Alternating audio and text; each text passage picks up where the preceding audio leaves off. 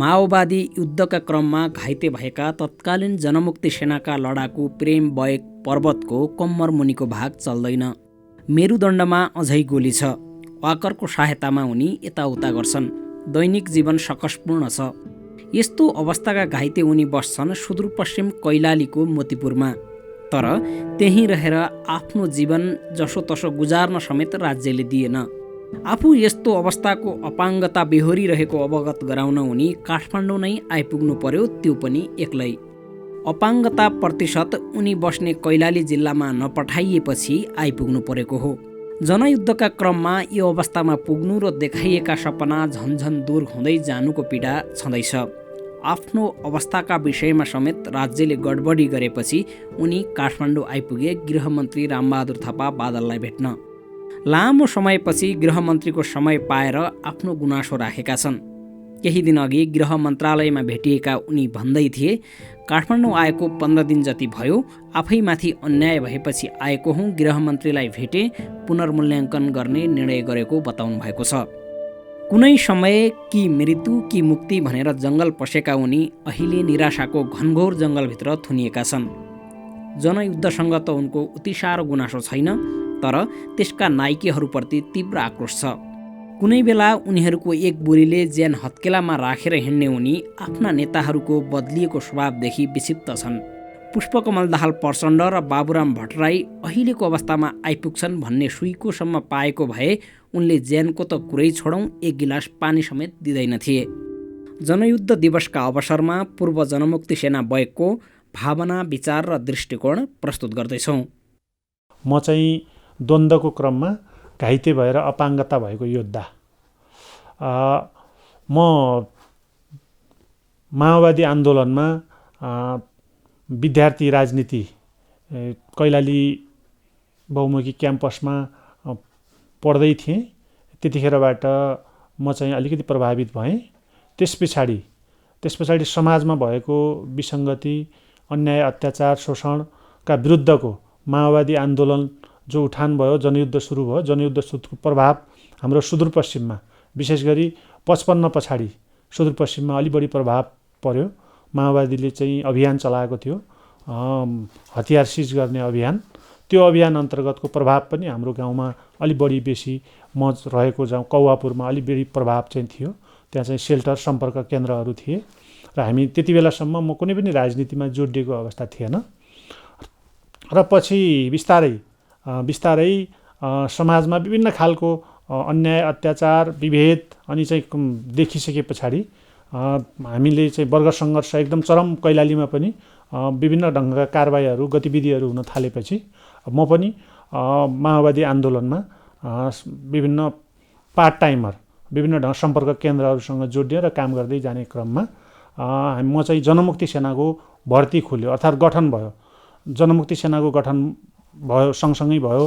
त्योभन्दा अगाडि म चाहिँ विद्यार्थी किसान सङ्गठनमा जोडिएर विभिन्न चाहिँ वैधानिक कामहरू गर्ने कामहरू गरिन्थ्यो। त्यस पछाडि चाहिँ तालिम भयो। तालिममा चाहिँ पनि म सहभागी भएँ र चाहिँ त्यो तालिम पश्चात चाहिँ कैलाली जिल्लामा एउटा स्क्वाड मिलिसिया सुरक्षा दल चाहिँ गठन भयो।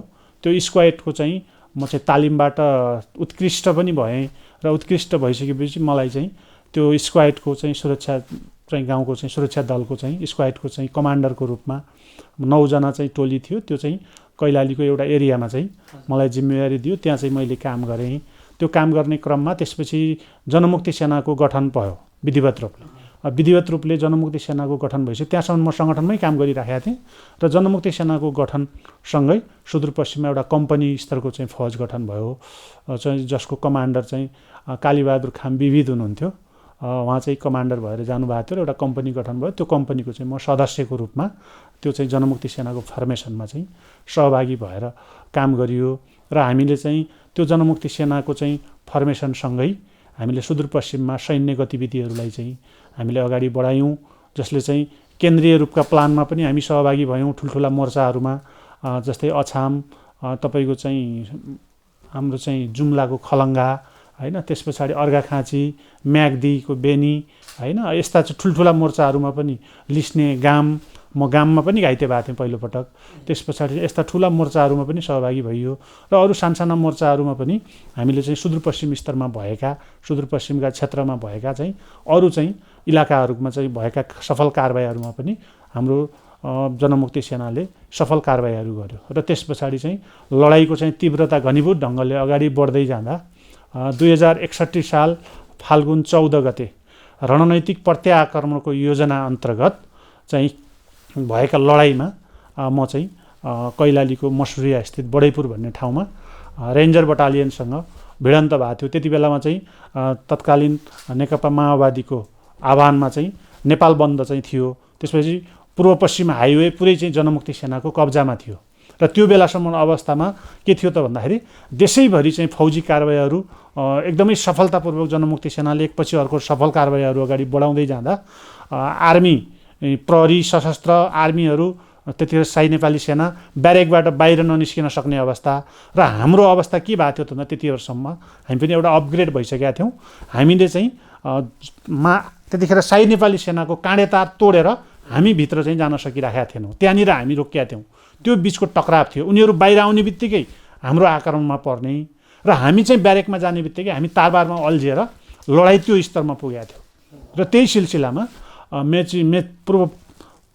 मेची महाकालीको चाहिँ त्यो पूर्व पश्चिम हाइवे चाहिँ बन्द चाहिँ को चाहिँ आह्वान गरेका थियौँ। त्यो बन्द चाहिँ खुलाउने गरिकन रेन्जर बटालियन चाहिँ सुदूरपश्चिममा चाहिँ को चाहिँ दिपायलबाट उसले चाहिँ आफ्नो चाहिँ एरिया चाहिँ सफा गर्दै हाइवे रोडमा चाहिँ खुल्ला गर्ने प्रकारले आउँदै थियो र हामी त्यसलाई चाहिँ ब्लक गर्ने, त्योसँग प्रतिरोध गर्ने गरिकन मसुरिया स्थित बडैपुरमा हामी पनि तैनात थियौँ। त्यो चाहिँ विशेष गरी मेरै नेतृत्वमा भएको एउटा सानो चाहिँ ट्रुप्स हामी चाहिँ त्यहाँ चाहिँ तैनात भएको थियौँ। हामी त्यसलाई ब्लक गर्नका निम्ति आर्म्स एम्बुसमा चाहिँ हामी थियौँ। त्यसपछि ऊ चाहिँ बडैपुरबाट पारीबाट चाहिँ खुलाउँदै रोडमा आउने क्रममा वारपार चाहिँ खोलाको पारी उनीहरू, खोलाको वारी हामी थियौँ। त्यसपछि दिउँसो करिबन 11-12 बजे चाहिँ 12 बजेको पेरिफेरीमा हो आम्ने सामनेको लडाइँ भयो। त्यो लडाइँको क्रममा चाहिँ हामीले लखेट्यौँ, वारीबाट हामीले लखेट्दै पारी पुर्यायौँ। त्यसपछि पारीबाट हाम्रो त्यहाँ योजना के थियो भन्दाखेरि पारीबाट हाम्रो फौजहरू चाहिँ थुप्रै जङ्गलको एरियामा चाहिँ लुकीछिपी बसेका थियो र हामी चाहिँ त्यसलाई नै घेराबन्दी गरेर चाहिँ आक्रमण गर्ने हाम्रो योजना थियो। र मलाई जिम्मेवारी के थियो त भन्दाखेरि मेरो नेतृत्वमा भएको टोलीलाई हामी 15-20 जनाको टोली थियो, सेलेक्टेड फोर्स, सेलेक्टेड हतियार थियो। हामीले चाहिँ त्यो बिचमा चाहिँ हामीले लखेट्यौँ। हामीले लखेटेर पारी चाहिँ पुर्यायौँ। तर पारीबाट आउने ग्रुप अगाडि आउन सकेन र त्यहाँ चाहिँ ऊ चाहिँ आफ्नो फोर्टिफिकेसन मजबुत बनाएर अगाडि बढ्न दिएन। त्यसपछि हामी चाहिँ खोलासम्म पुग्यौँ। त्यसपछि खोलाबाट फर्किने क्रममा गोली लागेर घाइते त्यहाँ चाहिँ भएँ। त्यस पछाडि चाहिँ म चाहिँ उपचार गर्न मलाई दिल्लीसम्म पुर्याइयो। त्यहीँ चाहिँ मलाई फेरि गिरफ्तार गरियो। 3 महिनासम्म म हिरासतमा बसेँ। मेरो उपचार हुन पाएन राम्रोसँग, जस कारणले गर्दाखेरि आज यो अवस्थामा मेरो चाहिँ मेरुदण्डमा गोली लागेको हो। अहिले पनि मेरो मेरुदण्डमा नै गोली छ। त्यो गोलीको कारणले गर्दाखेरि त्यति बेला म्याग्नेटद्वारा त्यो गोली निकाल्ने तयारी भएको थियो। करिबन अपरेसन गरेर निकाल्ने चाहिँ योजना थियो। र त्यसपछि म चाहिँ गिरफ्तार परेपछि मेरो अपरेसन हुन सकेन। त्यस पछाडि मसँग सम्पर्कमा भएका मलाई चाहिँ हेरचाह गर्ने सबैलाई चाहिँ लगेर हिरासतमा लगिहाल्यो। मलाई चाहिँ हिरासतमै चाहिँ सामान्य चाहिँ अस्पतालकै हिरासत कायम गरेर मलाई चाहिँ त्यही 3 महिनासम्म चाहिँ त्यहीँ राखियो अनि उपचार हुन पाएन। त्यस पछाडि मेरो अवस्था एकदमै जटिल बनेको थियो। त्यस पछाडि चाहिँ एउटा त्यहाँ चाहिँ अदालतमा चाहिँ केस चल्यो। केस स्टडीमा गएर जमानतमा छुटिसके पछाडि नेपालमा पनि करिबन शान्ति प्रक्रिया चाहिँ सुरुवात भयो। चाहिँ 62-63 को आन्दोलन सफल भइसके पछाडि त्यस पछाडि चाहिँ शान्ति प्रक्रियापछि म चाहिँ त्यहाँ सामान्य उपचारपछि नेपाल आइयो। नेपालमा चाहिँ फेरि अपरेसन उपेन्द्र देवकोटा बाँसबारीमा भएको चाहिँ न्युरो हस्पिटलमा मेरो अपरेसन पनि भयो। त्यो अपरेसनको क्रममा पनि गोली निकाल्न सकिएन। अलि कठिन छ त्यो गोली निकाल्न, किनभने स्पाइनल ब्याकबोनको भित्रै जोर्नीमा चाहिँ अड्किएको कारणले गर्दाखेरि अब फेरि त्यसलाई निकाल्न खोज्दाखेरि अझ चाहिँ योभन्दा पनि अप्ठ्यारो स्थिति हुनसक्छ भन्ने भएपछि सामान्य चाहिँ त्यसको उपचार भयो, त्यहाँ खोल्ने काम भयो र त्यस पछाडि अलिकति केही सुधार भयो र समयमै उपेन्द्र देवकोटा अहिले त उहाँको चाहिँ मृत्यु भइसक्यो, स्वर्गारोहण भइसक्यो र उहाँले चाहिँ भन्नुभएको यस्तै केस आर्मी प्रहरीहरूका थुप्रै केसहरू मैले हेरेँ, उहाँहरूलाई हिटाएर नै पठाएँ तपाईँको केस पनि त्यही अन्तर्गत हो। यदि तपाईँ चाहिँ समयमै 1 वर्षभित्रभित्र चाहिँ तपाईँ चाहिँ यदि उपचारमा आएको भए चाहिँ तपाईँलाई हिटाएर पठाउँदै भन्नुहुन्थ्यो। अब म चाहिँ 1-1.5 वर्ष मलाई चाहिँ दिल्लीमा नै बिताउनु पर्यो, जस कारणले गर्दाखेरि म 2 वर्षपछि मात्रै त्यो शान्ति प्रक्रिया 61 मा भएको करिब 63 पछि मात्रै म चाहिँ आएँ, जस कारणले गर्दाखेरि मेरो उपचार समयमा नभएका कारणले यस्तो अवस्था हो। मेरो चाहिँ कम्मरदेखि मुनि सबै चाहिँ प्यारालाइसिस छ अनि दुईटै खुट्टाहरू नचल्ने अवस्था छ। मेरो दुईटै खुट्टामा चाहिँ सपोर्टहरू लाउँछु मैले, क्यालिफोर भन्छ। अनि मेरो कम्मरमा पनि सपोर्ट चाहिँ जकेट चाहिँ दिएको छ, त्यो नखोल्नु भन्थ्यो। मैले आफूलाई असहज हुने भएर मैले जकेटलाई चाहिँ निकालिदिन्छु। अनि मेरो दिशा पिसाबमा पनि समस्या, त्यो खालले अप्ठ्यारो स्थिति भोगिराखेको छु। अब अहिले यो वाकरको सहयोगमा अलिकति चाहिँ घरभित्र दैनिक चाहिँ गर्ने जम्मै मेरो यो वाकरमै हुन्छ हैन। मेरा आफ्ना सबै चाहिँ निजी कामहरू यसैको सपोर्टमा मात्रै, किनभने म जमिनमा बस्न सक्दैन अनि चाहिँ सपोर्ट सहायक सामग्रीहरू लाउनुपर्छ। त्यस पछाडि अलिकति उभिने जस्तो बन्छु, त दुईटै खुट्टाले मेरो काम गर्दैन। आम जनसमुदायको निम्ति यो चासोको विषय छ। अहिले धेरै कोणबाट यो माथि हमला भइराखेको छ, आक्रमण भइराखेको छ। त्यसले गर्दाखेरि कहिलेकाहीँ हाम्रा मनमा चिसिक्क चाहिँ दुख्ने पनि गर्छ, किनभने हामी आफै पनि यस्तो अप्ठ्यारो तपाईँले देखिहाल्नुभयो। म अहिले हिजो जनयुद्धमा सहभागी भएर लडेको योद्धा आज चाहिँ लट्ठीको सहारामा कष्टकर जीवन, अप्ठ्यारो जीवन बाँचिराखेका छौँ है। यसमा चाहिँ हाम्रो यो योगदान, यो बलिदान हामीले गरेका छौँ एकातर्फ भने यो बलिदानको उपलब्धि हामीले हेर्दाखेरि अहिले आम जनताले अनुभूत गर्न पाउने गरिकन त्यो खालको छैन, जस कारणले गर्दाखेरि समाजमा विभिन्न खालबाट समाजबाट चाहिँ विभिन्न राष्ट्रिय अन्तर्राष्ट्रिय शक्तिबाट विभिन्न त्यस्ता तत्त्वहरूले आक्रमण गर्छन् र उनीहरूले चाहिँ त्यो खालका चाहिँ शब्द प्रहार हुन्छन्, ती शब्दहरूले हामीलाई पनि बिजाउँछ र हामीलाई दुई चिजबाट दोहोरो मारमा हामी छौँ। अहिले हामी जस्ता योद्धाहरू, शहीद परिवारहरू, बेपत्ता योद्धाका परिवारहरू, घाइते अपाङ्ग योद्धा र उनका परिवारहरू र त्यस्तै चाहिँ हिजोका चाहिँ जनयुद्धमा एउटा खालको समाजमा आमूल परिवर्तनको सपना बोकेर जनयुद्धमा आफ्नो ऊर्जाशील जीवन 1 दशकसम्मको एउटा ऊर्जाशील जीवन, अहिले त करिबन 12-15 वर्ष 25 वर्ष करिबन चाहिँ आफ्नो जीवनका महत्त्वपूर्ण समय चाहिँ खेर फालेको जस्तो अनुभूत। त्यसले एकातिरको एउटा पीडा छ भने अर्को तर्फबाट हामीले लडेर जो खालको परिवर्तन ल्यायौँ संविधान सभा, यसरी हेर्दाखेरि हाम्रो यो 10 वर्ष जनयुद्ध पछाडि यसले ल्याएको परिवर्तनमा जागरणमा तपाईको चाहिँ संविधान सभाबाट चाहिँ संविधान बन्यो, जो 60-70 वर्षसम्म चाहिँ नाराको रूपमा सीमित भएको, कार्यान्वयन हुन नसकेको चिज जनयुद्धबाट चाहिँ संविधान सभाबाट संविधान बन्यो। तपाईको राजतन्त्रको अन्त्य भयो, लोकतान्त्रिक गणतन्त्र चाहिँ आयो, सङ्घीय लोकतान्त्रिक गणतन्त्र अहिले चाहिँ 3 तहका सरकारहरू बनेका छन्, जनताले प्रत्यक्ष अनुभूत गर्न पाउने गरिकन। त्यसै गरिकन समानुपातिक समावेशी अनि चाहिँ त्यस पछाडि धर्मनिरपेक्षता हैन, आज सबै वर्ग लिङ्ग जात जातिको चाहिँ समानुपातिक प्रतिनिधित्व भएर समावेशी आधारले सबैको प्रतिनिधित्व सुनिश्चित भएको अवस्था छ। यी चाहिँ तपाईको चाहिँ हाम्रा लडाइँका उपलब्धिहरू हुन्। तर यो चाहिँ व्यवस्थापकीय रूपमा व्यवस्थामा चाहिँ परिवर्तन भए पनि जनताले अनुभूत गर्न पाउने गरिन, जनजीवनमा चाहिँ आउने पर्ने आमूल परिवर्तन जो हो, जो असल शासन जनताले अनुभूत गर्न पाउनु पर्ने हो, त्यो भएन।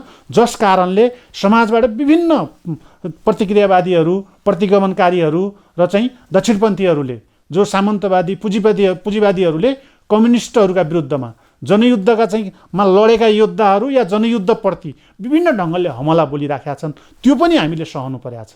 त्यसो हुँदाखेरि यताबाट हेर्दाखेरि हाम्रै पार्टी जुन माओ पार्टी थियो, तत्कालीन माओवादी पार्टी, जसले जनयुद्ध चाहिँ 10 वर्षसम्म जनयुद्ध लड्यो, शान्ति प्रक्रियामा आएपछि अहिले टुक्रा टुक्रामा विभाजित भएर छिन्न भिन्न अवस्थामा छ हैन। प्रचण्डको नेतृत्वमा एउटा पार्टी छ, बाबुरामको नेतृत्वमा एउटा पार्टी छ, मोहन वैद्य किरणको नेतृत्वमा एउटा पार्टी छ, नेत्रविक्रम चन्दको नेतृत्वमा एउटा पार्टी छ, त्यस पछाडि गोपाल किरातीको नेतृत्वमा एउटा पार्टी छ भने अरू सानसाना टुक्रा त कति छन् हैन।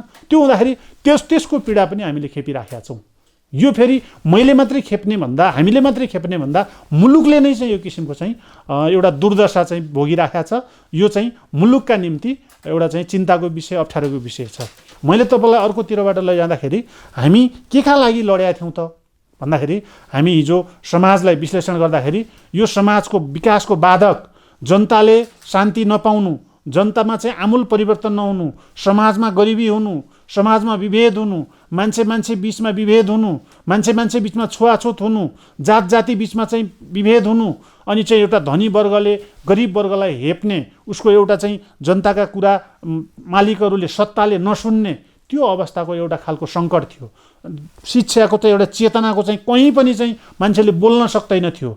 स्कुलहरू थिएनन्, शिक्षाको एकदम चाहिँ अप्ठ्यारो थियो। गरिबका छोराछोरीहरूले स्कुल पढ्न पाउँदैनथे, गरिबहरूले सिटामोलको ट्याब्लेट नपाएर मर्नुपर्ने अवस्था थियो।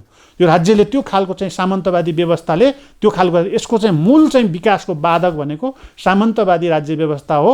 सामन्तवादी राज्य व्यवस्था तत्कालीन चाहिँ संसदवादी शक्तिहरू जो प्रतिक्रियावादीहरू, उनीहरूको व्यवस्था, यो व्यवस्था नै विकासको बाधक हो भन्ने निष्कर्षसहित अब नेपालमा आमूल परिवर्तन ल्याउनका निम्ति सबै जनताहरूले खुसीका साथ समतामूलक समाज निर्माण गर्नका निम्ति सामन्तवादी प्रतिक्रियावादी राज्य संसदवादी राज्य व्यवस्थालाई समूल रूपले नष्ट गरेर, अन्त्य गरेर, ध्वस्त गरेर यसको ठाउँमा नयाँ जनवादी राज्य सत्ता स्थापना गर्नुपर्छ, जो सर्वहारा वर्गको चाहिँ अधिनायकत्व सहितको जनवादी राज्य सत्ता स्थापना गर्नुपर्छ भनेर तत्कालीन माओवादीले जनयुद्ध सुरु गर्यो।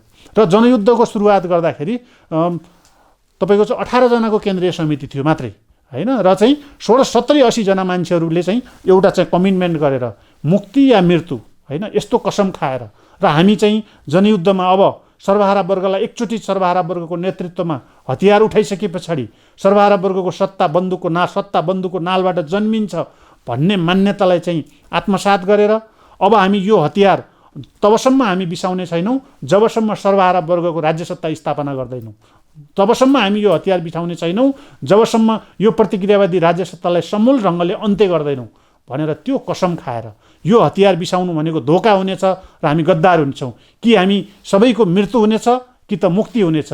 हामी यो झन्डा, हामीले समातेको बन्दुक एकजना ढल्दा अर्कोजनाले उठाएर भए पनि हामीले जनताको समतामूलक समाजमा आमूल परिवर्तन चाहिँ गरिबको सत्ता ल्याएरै छोड्छौँ, जनवादी राज्य स्थापना गरेरै छाड्छौँ भनेर त्यो कसम खाएर सुरुवात गरेको जनयुद्ध थियो।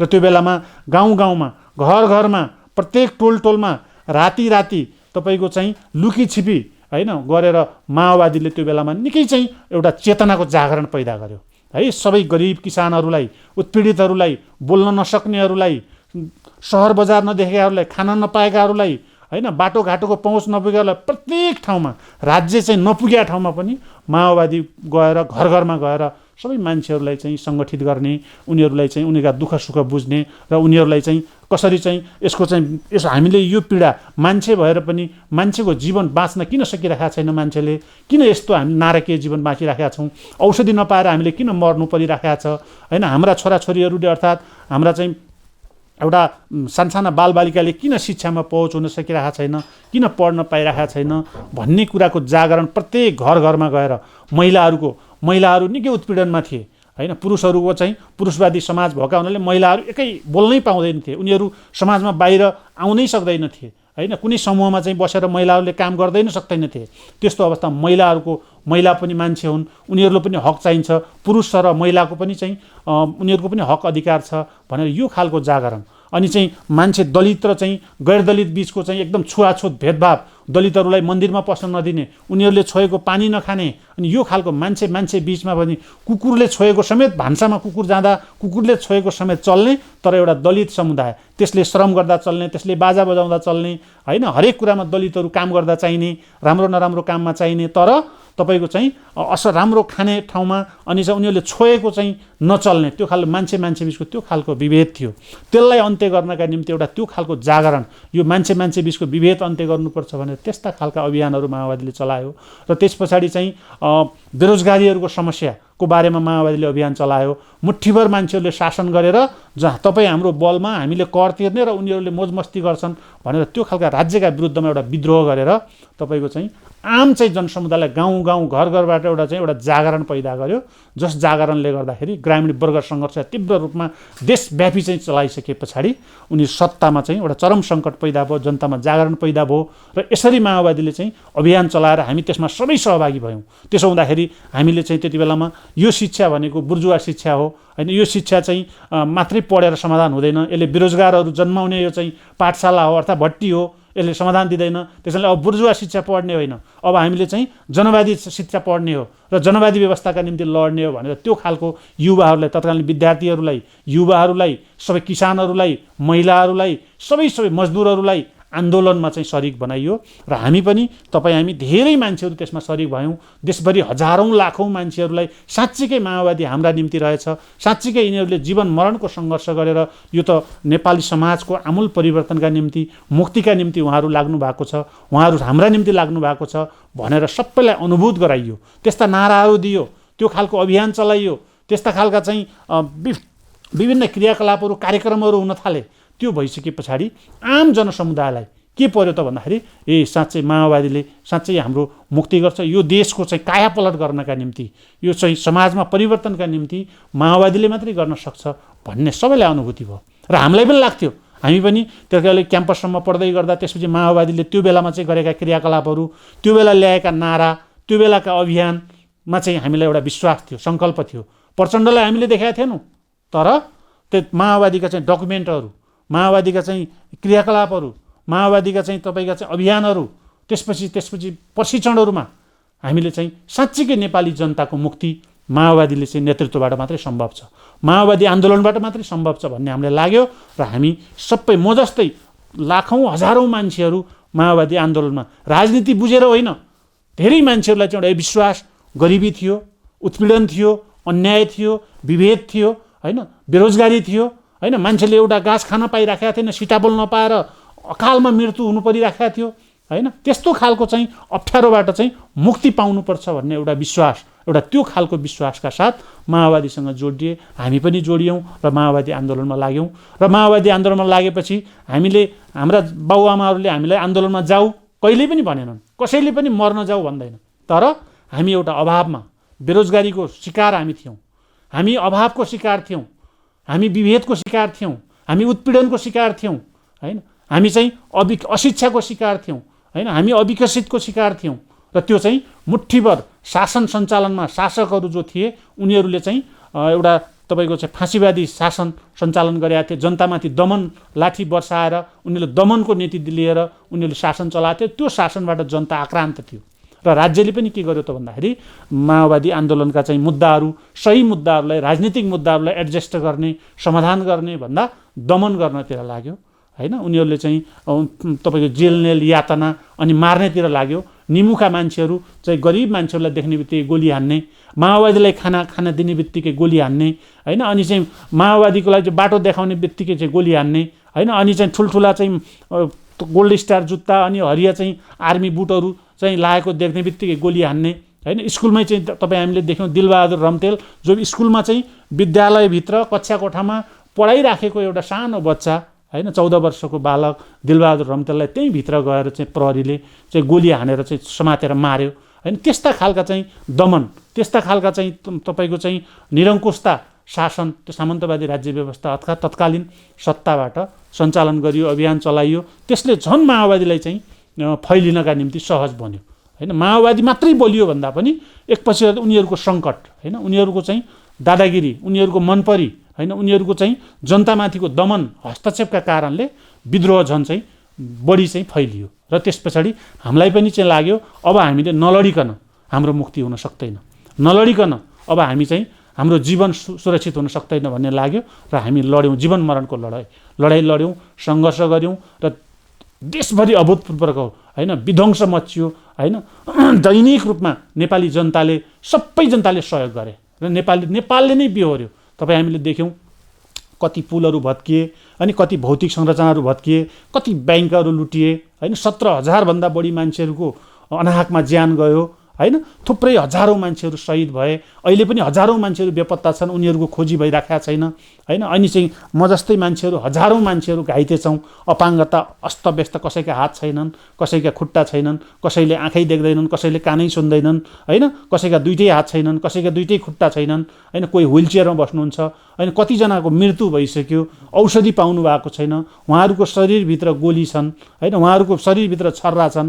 अनि त्यो क्यान्सरको रूपमा क्यान्सर भएर कति मान्छेहरू हस्पिटलको बेडमा चाहिँ उपचार गर्न नसकेर उहाँहरू चाहिँ अप्ठ्यारोमा हुनुहुन्छ हैन। त्यस्तो अवस्था बेहोरेर यो क्रान्ति अभूतपूर्व ढङ्गले आम जनताले चाहिँ हामीले प्रत्यक्ष लडेर सहयोग गऱ्यौँ, कतिले चाहिँ भौतिक ढङ्गले खाना बस्न दिएर सहयोग गर्नुभयो, कतिले बाटो देखाएर सहयोग गर्नुभयो, कतिले चाहेर सहयोग गर्नुभयो, कतिले नचाहेर सहयोग गर्नुभयो हैन, कतिपयले अन्न दिएर सहयोग गर्नुभयो, कतिपयले चाहिँ तपाईँको चाहिँ आर्थिक रूपले सहयोग गर्नुभयो भने सबैजनाको सहयोगबाट माओवादी आन्दोलनको उदयमान भयो, शक्ति भयो र ग्रामीण इलाकाको 80% जति भूगोल माओवादीले कब्जा गर्यो हैन। अनि सत्तासँग जोडिएर यो सबै आएपछि तपाईँको माओवादी शक्तिमा आइपुग्यो र आज आएर फर्केर हेर्दाखेरि हैन, आज आएर फर्केर हेर्दाखेरि हामीले जे आज प्रचण्डको नेतृत्वमा दुई पटक सरकार बन्यो, बाबुरामको नेतृत्वमा सरकार बन्यो हैन, हामीले एउटा आशा गरिराखेका थियौँ, जनताले पनि आशा गरेका थियो र त्यो हेर्दाखेरि अहिले चाहिँ समाजले हामी स्वयंलाई पनि प्रचण्डले चाहिँ चिन्नु हुँदैन,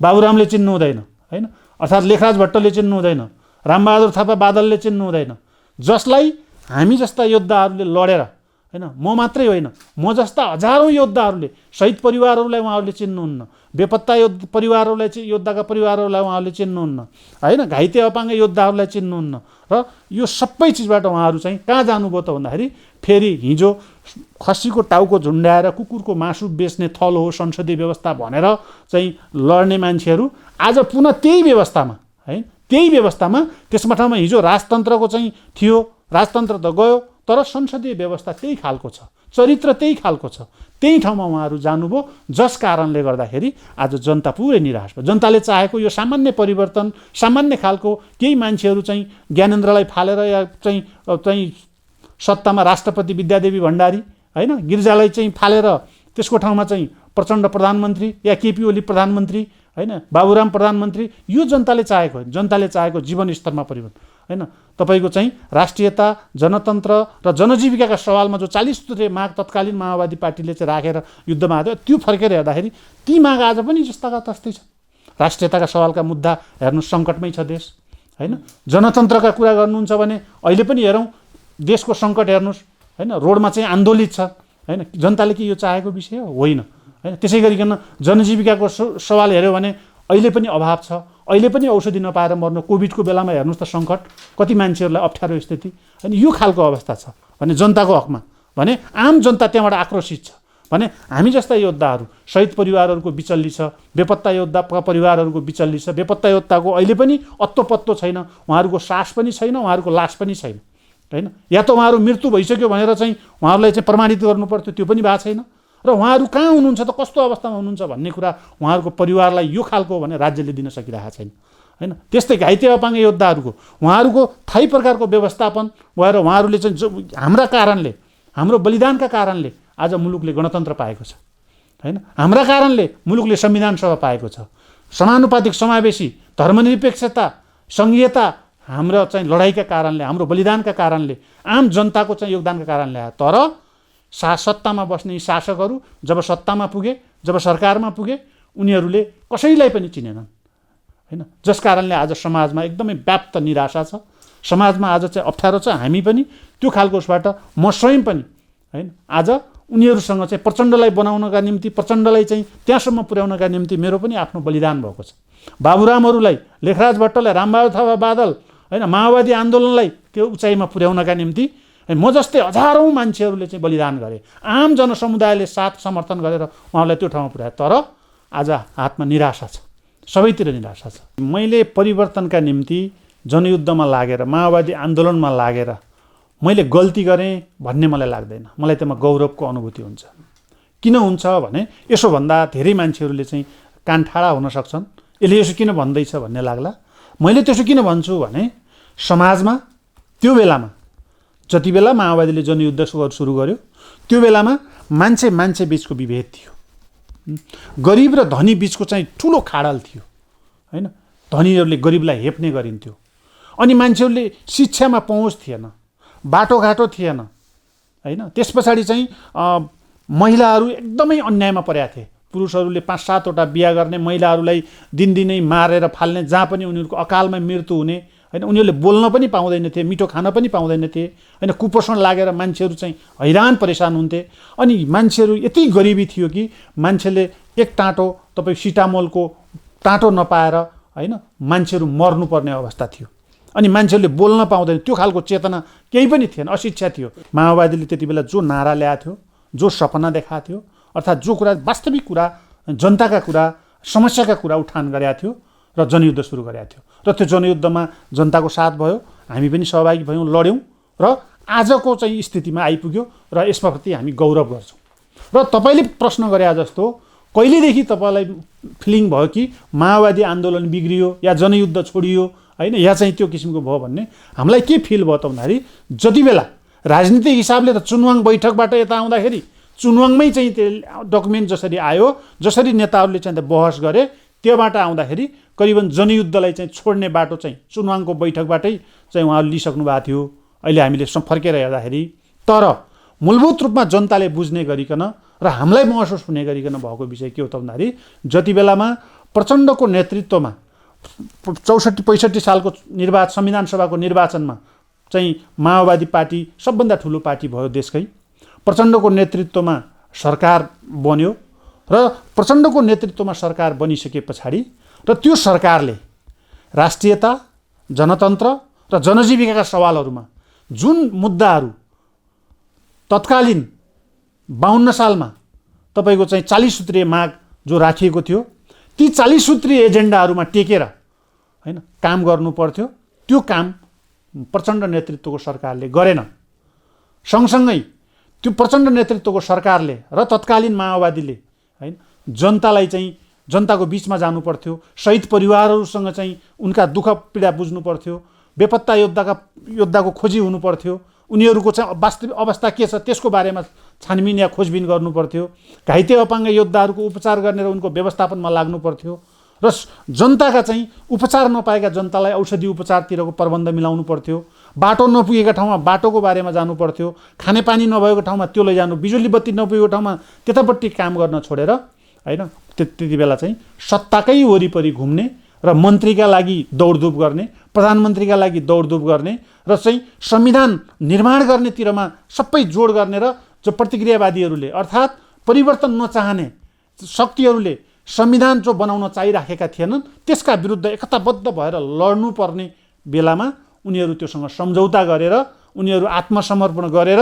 स्वार्थका निम्ति, मन्त्रीका निम्ति, प्रधानमन्त्रीका निम्ति, पदका निम्ति, पैसा कमाउनका निम्ति उनीहरूले चाहिँ त्यो किसिमले चाहिँ जनताका दुःखहरू बिर्से, थवाङका जनताको चाहिँ योगदान बिर्से, कालीकोटका जनताको योगदान बिर्से, विकट हिमाल पहाडका जनता जो उत्पीडित जनता नागरिकहरूका चाहिँ पीडाहरू बिर्से, घाइते अपाङ्ग योद्धाको बलिदान बिर्से उनीहरूले, त्यसपछि शहीदहरूको बलिदान बिर्से, बेपत्ताहरूको चाहिँ बलिदान बिर्सेर उनीहरू निजी स्वार्थ सुविधातिर लागे र त्यस पछाडि बिस्तारै बिस्तारै चाहिँ त्यो प्रतिक्रियावादीहरूले जो कम्युनिस्ट माओवादी विरोधीहरूले पनि त्यही चाहन्थे र उनीहरूले चाहिँ एकदमै घेराबन्दी गरिराखेका थिए। उनीहरू त्यसको घेरामा गएर बिस्तारै माओवादीहरूलाई एकपछि अर्को गर्दै लोभ्याउँदै नेताहरूलाई त्यहाँ पुर्याए, नेताहरू लोभिए र त्यसरी जनमुक्ति सेनाको पनि विघटन गरियो, जनसत्ताको पनि विघटन गरियो, जनअदालतको पनि विघटन गरियो होइन। बिस्तारै बिस्तारै माओवादीको लेगेसीहरू बिस्तारै सबै छोड्दै गयो र हुँदा हुँदा हुँदा हुँदा आत्मसमर्पण गर्ने ठाउँतिर पुगे। तपाईँको चाहिँ जनताले निर्वाचित गरेर सबभन्दा ठुलो पार्टी बनाएको संविधान सभालाई नै विघटन गर्ने ठाउँमा बाबुराम र प्रचण्डहरू नै उनीहरू सरिक भए, उनीहरूले हस्ताक्षर गरे। त्यहाँदेखि नै माओवादीको उधोगति लाग्या हो, त्यहाँदेखि नै माओवादी बिस्तारै चाहिँ नाङ्गिँदै गयो हो र अहिलेसम्म त्यो रोकिएको अवस्था छैन। र त्यस पछाडि नै माओवादी आन्दोलन जब संविधान सभाको विघटन भयो त्यस पछाडि मोहन वैद्यको नेतृत्वमा पार्टी अलग भयो। प्रचण्डले चाहिँ प्रचण्ड बाबुरामले चाहिँ माओवादी आन्दोलन चाहिँ विसर्जन गर्न खोजे भनेर चाहिँ उहाँहरूले चाहिँ माओवादीको चाहिँ झन्डा उहाँहरूले उठाउनु भयो र चाहिँ यो व्यवस्थाले समाधान दिँदैन भनेर उहाँहरूले चाहिँ विद्रोह गर्नुभयो र उहाँहरू अहिले अलगै ठाउँमा हुनुहुन्छ र प्रचण्ड बाबुरामहरू त्यही संसदीय व्यवस्थामा उहाँहरू लाग्नुभयो र चाहिँ देशले चाहिँ यो खालको चाहिँ अप्ठ्यारो बेहोर्यो। तत्कालीन म पनि त्यति बेला मोहन वैद्यले नेतृत्वमा हामी पनि अलग चाहिँ विचार राखेर यसले समाधान दिँदैन, यो व्यवस्थाले समाधान दिँदैन होइन। किनभने हामीले हिजो पनि भनेका थियौँ यो खसीको टाउको झुन्ड्याएर कुकुरको मासु बेच्ने थलो हो, यो जनतालाई मूर्ख बनाउने र जनतालाई लुट्ने व्यवस्था हो भनेर हामीले हिजो भनेका थियौँ र आज त्यो साबित पनि भएको छ। हामीले हेर्छौँ त्यहाँदेखि हामीले लाग्यो कि अब यहाँबाट समाधान हुँदैन भन्ने हामीले लाग्यो, मलाई पनि लाग्यो कि हामी फर्केर हेर्दाखेरि त्यहाँ पनि फेरि मोहन वैद्यबाट पनि फेरि विप्लव चाहिँ छुट्टिएर अलग जानुभयो र म त्यहाँदेखि मैले यो अब चाहिँ नेपालमा चाहिँ राजनीतिक सङ्कट पैदा भयो, यसले समाधान दिँदैन, फेरि चाहिँ यो सत्ता स्वार्थको खेल हुँदैछ, यसबाट चाहिँ समाधान आउँदैन भनेर हामीले भनेका थियौँ। र म त्यसपछि यो नेपालका सबै राजनीतिक पार्टीहरू जति पनि छन् त्यहाँ चाहिँ एउटा सिद्धान्तको राजनीति छैन। नेताहरू हेऱ्यौँ भने नैतिक मूल्य भएका नेता छैनन्, अनैतिक खालका छन् होइन। त्यस कारणले मेरो निष्कर्ष के हो भने सिद्धान्तबाट च्युत भएका पार्टीहरू र नैतिक रूपले पतन भएका नेता कार्यकर्ताहरू रहउन्जेलसम्म चाहिँ यो समाधान हुँदैन। जसका इक्जाम्पल पनि अहिले हामी देखिरहेका छौँ। केपी ओली र प्रचण्ड हिजो आजभन्दा 1.5 वर्ष अगाडि 2.5 वर्ष अगाडि अब चाहिँ अभूतपूर्व ढङ्गको चाहिँ हाम्रो एकता भयो। अब देशले चाहिँ नयाँ निकास पाउँछ, अब हामी चाहिँ तपाईँको चाहिँ समाजवादको दिशामा अगाडि बढ्छौँ भनेर चाहिँ जनतालाई एउटा सङ्कल्प गरेका मान्छेहरू हेर्नुहोस् 2 वर्ष पुग्दा नपुग्दै उहाँहरूको चाहिँ सङ्कट नाङ्गो ढङ्गले रोडमा आइपुगेको छ होइन। यत्रो चाहिँ न संविधान तपाईँको संविधान विपरीत केपी ओलीले चाहिँ कदम चाल्नुभयो र यो संविधानले नदिएको अधिकार प्रयोग गरेर धारामा टेकेर उहाँले संसद नै विघटन गरिदिनु भयो। पार्टीभित्रको सङ्कटले उहाँले चाहिँ संसदको चाहिँ विघटन गर्नुभयो। एउटा त्यता सङ्कट छ। यता प्रचण्डले हेर्नुहोस् सत्ताकै लागि प्रचण्ड माधव नेपालहरूको हामीले हेऱ्यौँ होइन। राजनीतिक हिसाबले त उहाँहरूले होला होइन, उहाँहरूले अहिले जो मुद्दाका हिसाबले उहाँहरूले उठाउनु भएको मुद्दा ठिक छ। केपी ओलीले गाली चाहिँ गर्न सकेन, संसद विघटन गर्यो उहाँहरूले भन्नुभएको छ, एकदम ठिक छ। तर समाधान भनेको के पुनर्स्थापन संसद पुनर्स्थापना गरेर समाधान आउँछ त? देश त एउटा सङ्कटमा गयो नि त अब होइन। यो खालको स्थिति यहाँ आफ्नै सत्ताभित्रको सङ्कट हामी देखिरहेका छौँ। जनताले यो चाहनाको विषय होइन होइन। त्यस कारणले मेरो चाहनाको पनि होइन, यो आम जनताको चाहना पनि होइन। अब यसको समाधान के हो भन्ने कुरामा एउटा खालको बहस होइन हुन जरुरी छ। त्यो भइ पनि राखेको छ होइन। त्यस कारणले अब यो तब मात्र समाधान आउँछ जसले सिद्धान्तनिष्ठ एउटा वैचारिक दृष्टिकोणका साथ सबै चाहिँ बौद्धिक मान्छेहरूले राजनीतिक मान्छेहरूले एउटा साझा फोरमबाट एउटा नयाँ खालको निकास, जसले त्योबाट एउटा नैतिकवान मान्छेहरू होइन एउटा चाहिँ समाज सेवा गर्ने, राजनीति त सेवा हो नि त। तर यहाँ के भयो त भन्दाखेरि राजनीतिलाई कमाइ खाने भाँडो बनाए यिनीहरूले, पेवा बनाए। हेर्नुहोस् जुनसुकै पार्टी, एउटा पार्टीको कुरा गरिरहेको छैन मैले, सबै पार्टीहरू अहिले पैसा कमाउनेतिर मात्रै छन् होइन। पार्टीमा जाने पैसा कमाउने हो भने त व्यापार गर्नु पऱ्यो नि त होइन। पैसा कमाउने हो भने उहाँहरूले चाहिँ रोजगार गर्नु पऱ्यो नि त, उद्योग गर्न चलाउनु पऱ्यो होइन, व्यवसाय गर्नु पऱ्यो होइन, अनि चाहिँ कृषि गर्नु पऱ्यो, अनि पो चाहिँ पैसा कमाइन्छ। तर नेपालमा के भइरहेको छ त भन्दाखेरि राजनीतिमा गएपछि पैसा कमाउने होइन, पदमा जाने अनि पैसा कमाउने, अनि पदका लागि मरिहत्ते गर्ने, अनि त्यो कहाँबाट गर्ने त भन्दाखेरि जनतालाई लुटेर, जनतालाई ठगेर, जनतामाथि चाहिँ शासन गरेर होइन। त्यो पनि असल शासनका लागि हो नि त यो सबै होइन। त्यस कारणले असल शासन जो छ हुनुपर्ने हो त्यो जनताले पाउन सकिरहेको छैन। असल शासन नहुने हो भने या कुनै पनि खालको शासक होस् या कुनै पनि खालको व्यवस्था होस् यो टिक्दैन, यो यस्तै सङ्कटमा गुज्रिने हो। र यो चाहिँ नेपाल रहन्छ कि रहँदैन भन्ने यो खालको चिन्ता मडारिएको छ। त्यस कारणले गर्दाखेरि यसको निम्ति अब यो सबै आम नागरिकको चिन्ताको विषय हो होइन। हामी जस्ता योद्धाहरू अहिले पनि पीडित छौँ होइन। मैले कहिलेकाहीँ भन्छु होइन, म अशक्त भएँ धेरै ठुलो कुरा होइन होइन, म बाँच्न सक्छु, तर देश नै अशक्त हुँदैछ, देश नै अपाङ्गता हुँदैछ, यो ठुलो चिन्ताको विषय हो। मलाई पीडा त्यहाँ हुन्छ, मलाई चिन्ता त्यहाँ हुन्छ। त्यस कारणले किनभने हामी कसैले भन्छन्, हामीलाई आरोप लाउँछन् होइन, तर म के भन्छु भने हामी हाम्रा लागि लडेका थिएनौँ होइन। हो प्रचण्डहरूको को आज जस्तो देखिरहेछ, बाबुरामहरूको जस्तो देखिरहेछ, नेताहरूको जस्तो हरकत देखिरहेछ, उहाँहरू स्वार्थमा लागिराख्नु भएको छ, उहाँहरू स्वार्थमा लागेका रहेछन् भन्ने कुरा एकदम सही छ होइन। हामीलाई पनि लाग्यो, म स्वयंलाई लाग्यो। मैले कहिलेकाहीँ लेख्ने पनि गर्छु र मिडिया मार्फत बोल्ने पनि गर्छु।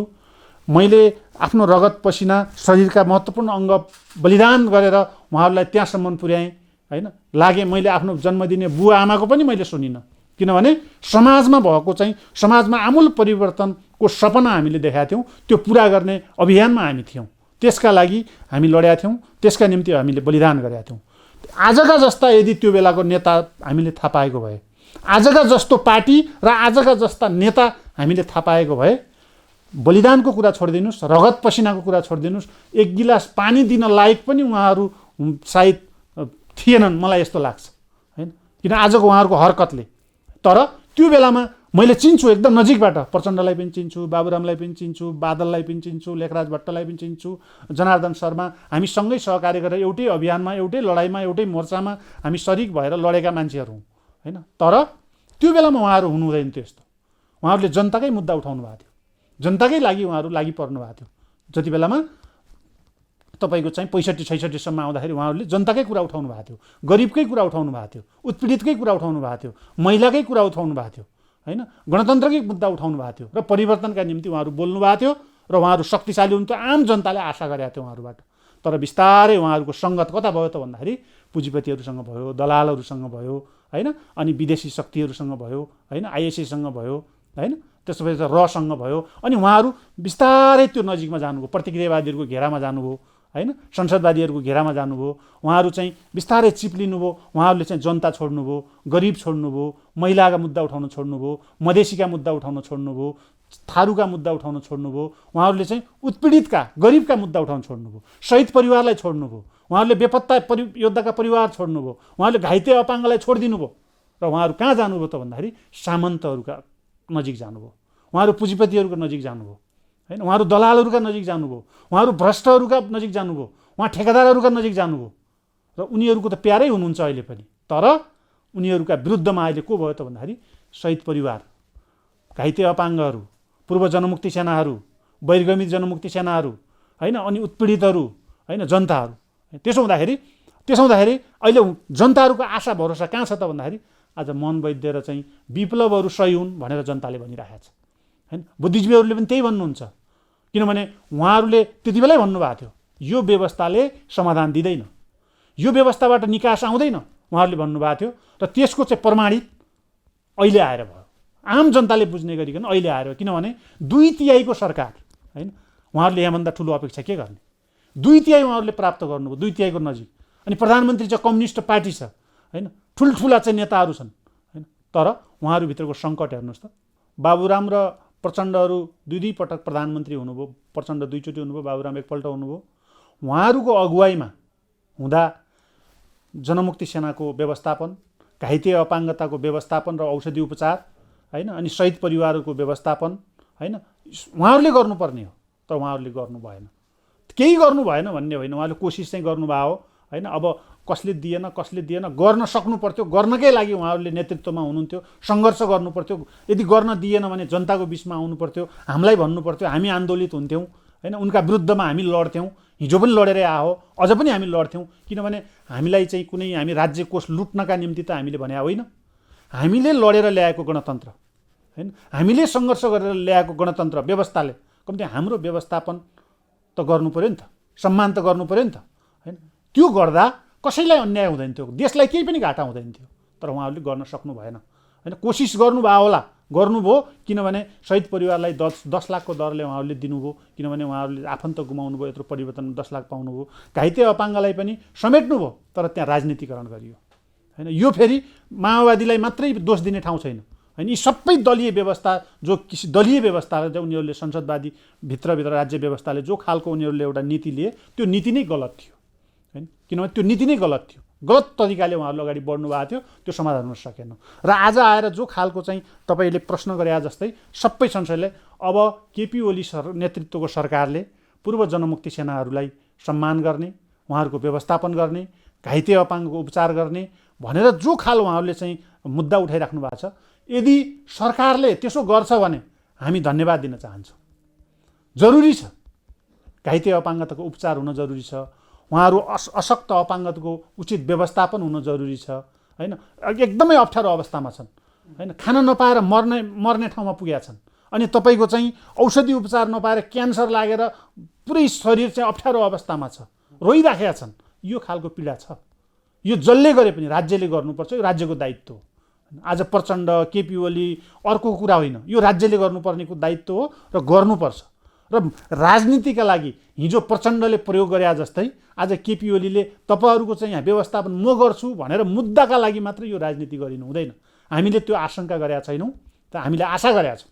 र हामी जस्तै, म जस्तै घाइते अपाङ्ग योद्धाहरू, शहीद परिवारहरू, होइन, पूर्व जनमुक्ति सेनाका साथीहरू, त्यस पछाडि चाहिँ अरू सबै मान्छेहरूले, बेपत्ता परिवारहरूले अब केही हुन्छ कि त भनेर आशा गर्नुभएको छ। किनभने केही नभएको बेलामा, निराश भएको बेलामा, होइन, गर्छु भनेपछि त आशा जाग्ने भयो नि त, है। तर भरोसा हामी त्यति बेला मात्रै मान्नेछौँ जब राज्यले गर्नेछ, होइन। जब हामीले उपचार सहज ढङ्गले पाउनेछौँ, सहयोगी सामग्री हामीले सहज ढङ्गले पाउनेछौँ, र हामीले चाहिँ हाम्रो व्यवस्थापन सहज ढङ्गले न्यायिक ढङ्गले मूल्याङ्कन हुनेछ। सबै घाइते अपाङ्ग योद्धाहरूलाई परिचय पत्र चाहिँ दिएर उहाँहरूलाई सम्मान पत्र जब दिनुहुनेछ, पूर्व जनमुक्ति सेनाका साथीहरूलाई उहाँहरूले परिचय पत्र अर्थात् सम्मान पत्र कदर पत्र दिएर उहाँहरूलाई व्यवस्थापकीय ठाउँमा रोजगार दिने हो कि होइन, उनीहरूलाई चाहिँ कुनै सहुलियत दिने हो कि राज्यले जब दिन्छ त्यति बेलामा केपी ओलीले गर्नुभयो भने, केपी ओलीको सरकारले गर्यो, नेतृत्वको सरकारले गर्यो भने हामी सबै धन्यवाद दिनेछौँ। हाम्रा निम्ति प्रचण्डले गर्नुभयो भने पनि हामी उहाँलाई धन्यवाद दिउँला होइन, तर उहाँले गर्न सक्नु भएन होइन। यदि केपी ओलीको नेतृत्वको सरकारले त्यो व्यवस्थापन र हामीलाई न्याय गर्छ, समाजलाई न्याय गर्छ, जनतालाई न्याय गर्छ भने हामी त्यति बेला पनि समर्थन गर्नेछौँ र धन्यवाद नै दिनेछौँ हामी। किनभने राम्रो कुरा जसले गर्दा पनि हुन्छ र त्यसो राम्रो गर्नेलाई सबैले धन्यवाद दिनुपर्छ र दिनेछन्। त्यसो हुँदाखेरि अहिले नै जो मुद्दा उठाइएको छ र भनिएको छ होइन, यो राजनीतिका लागि नहोस् होइन, हामीलाई आशंका छ होइन, हामीलाई आशंका छ राजनीतिका लागि हो कि भन्ने आशंका छ। किनभने म आफै पनि घाइते अपाङ्ग योद्धा, म यो काठमाडौँमा बसेको आज 15 दिन जति भयो। म अपाङ्गता घाइते अपाङ्गता प्रतिशत मेरो नाम नै चाहिँ तपाईँको चाहिँ कैलालीमा गएन होइन, गृह मन्त्रालयले अहिले त्यो सबै जिम्मेवारी लगाएको छ। त्यो हुँदाखेरि मेरो प्रतिशतमाथि व्यापक अन्याय भयो। मैले गृहमन्त्रीज्यूलाई पनि भेटेँ, उहाँले एउटा सकारात्मक आश्वासन दिनुभएको छ अनि निर्देशन पनि गर्नुभएको छ र मैले सुन्दै थिएँ। अब एउटा उहाँले चाहिँ मन्त्री स्तरको चाहिँ एउटा मन्त्रालयभित्रको चाहिँ मन्त्री स्तरको चाहिँ एउटा बैठक गरेर निर्णय पनि गर्नुभएको छ उहाँहरूको पुनर्मूल्याङ्कन गर्ने भनेर। यसरी देशभरि घाइते अपाङ्गता भएका साथीहरूलाई न्यायिक ढङ्गले उहाँहरूले निरूपण गर्नुपर्छ, न्याय दिनुपर्छ र त्यसो गर्यो भने हामी धन्यवाद दिनेछौँ, यो सरकारलाई हामी समर्थन गर्नेछौँ होइन। तर नाराका हिसाबले होइन, भनाइमा तपाईँको चाहिँ बोलीका हिसाबले प्रचार गरेर हामी सन्तोष हुने खालमा हामी छैनौँ। त्यस कारणले हाम्रो अपेक्षा भनेको सरकारसँग छ। हामीले लडेर ल्याएको व्यवस्था हो, हामीले चाहिँ यत्रो बलिदान गरेर ल्याएको व्यवस्थाले हाम्रो उपचार हाम्रो व्यवस्थापन गर्नुपर्छ र भन्ने एउटा आशा हामीले लिएका छौँ। केपी ओलीको नेतृत्वको सरकारले राजनीतिक मुद्दाहरू फन्डाहरू हुँदै गर्लान्, त्योमा त्यति हामीलाई त्यति धेरै सरोकार छैन। किनभने चिन्ता त छ अवश्य पनि, देश चाहिँ अप्ठ्यारो मुडमा गयो, मुठभेडमा गयो, आन्दोलनमा गयो, देशले दुःख पाइराखेको छ होइन। त्यसमा हाम्रो चिन्ता छ। राजनीतिक ढङ्गले हामीले हेर्दा त्यहाँ हाम्रा राजनीतिक आफ्ना चेतना होलान्, आफ्नो विश्लेषण होला, आफ्नो बुझाइ होला। तर हामीले एउटा अपेक्षा गरेको कुरा के हो त भन्दाखेरि अहिलेको सरकारले हामी गर्छौँ भनेर चाहिँ एउटा खालको नारा दिएपछि एउटा जागरण, एउटा चाहिँ सबैले चाहिँ के हो त भन्ने प्रश्न भएको बेलामा घाइते अपाङ्ग, शहीद परिवार, पूर्व जनमुक्ति सेना, बहिर्गमित साथीहरू, त्यस पछाडि चाहिँ बेपत्ता योद्धाका परिवारहरूले एउटा आशा मानिराख्नु भएको छ। यो आशालाई विश्वासमा बदल्नुपर्छ। बदलेन भने यो सरकार जति घटिया, अनैतिक र पतन तुरुन्त हुनेछ, म यति चाहिँ भन्छु।